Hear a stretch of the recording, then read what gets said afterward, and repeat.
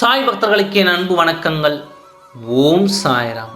என் அன்பு குழந்தையே, இன்று உனக்காக என் தெய்வ வாக்கு இது.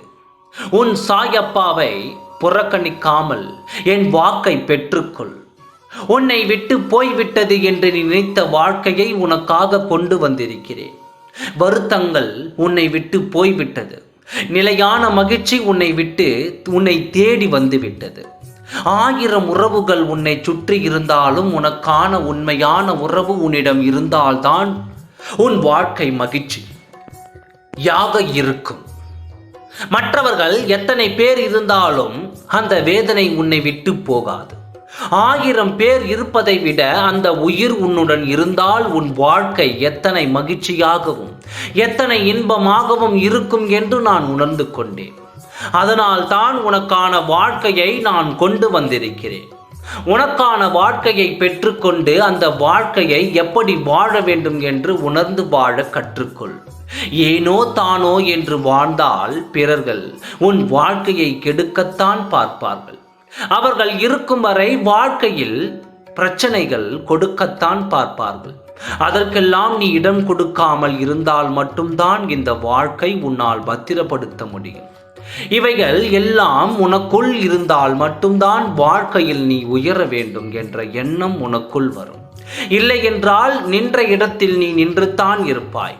இருப்பவர்கள் இருந்தால்தான் வாழ்க்கையும் செழிக்கும்.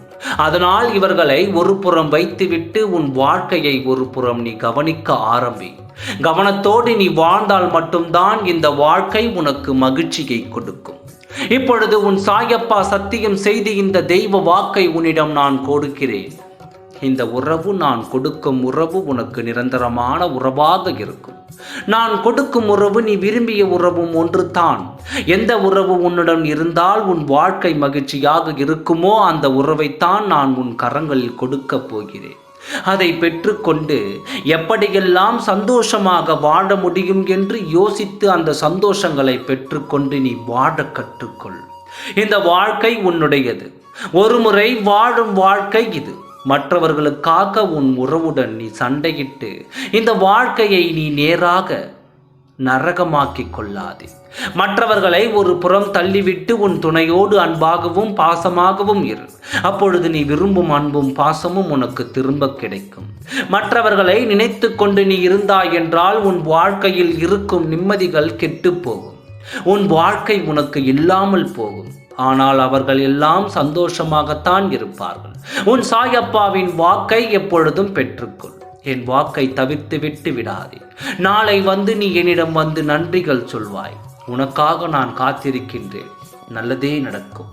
ஓம் சாய்ராம். நன்றி, வணக்கம்.